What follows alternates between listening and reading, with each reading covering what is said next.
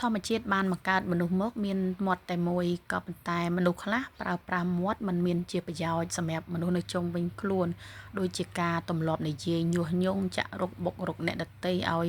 ឆ្លោះគ្នាឬក៏គេស្ដាប់ឮហើយមិនសប្បាយចិត្តហើយអ្នកខ្លះទៀតគេឆ្លាតមាត់មានតែមួយដូចគ្នាក៏ប៉ុន្តែគេប្រើប្រាស់មាត់គេឲ្យមានជាប្រយោជន៍ដូចជាការទម្លាប់និយាយពាក្យសរសើរចំពោះមនុស្សដែលនៅជុំវិញខ្លួនដែលគួរសរសើរមិននិយាយបន្តោសបង្អាប់មិនបំបាក់ទឹកចិត្តអ្នកដទៃស្ដាប់ហើយសប្បាយចិត្តចង់និយាយរកប្រស័យតាក់ទង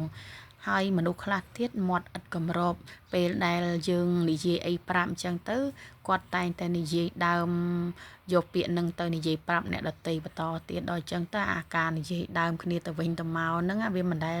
លាក់ចិត្តទេកាលណាសម្ដីចេញពីមាត់យើងហើយតែងតែលើចូលដល់តិចអ្នកដទៃហើ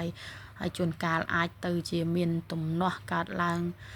រវាងគ្នានឹងគ្នាថែមទៀតផងអញ្ចឹងសូមរក្សាមាត់ដែលមានតែមួយនេះសូមរក្សាឲ្យល្អដោយទម្លាប់និយាយពាក្យមានប្រយោជន៍ពាក្យពិតកុំនិយាយញុះញង់និយាយឆ្កឹះឆ្កៀលបុករកច្រំដែលបំបាក់ទឹកចិត្តអ្នកដែលនៅជុំវិញខ្លួនឲ្យគេឈឺចាប់ដោយសារយើង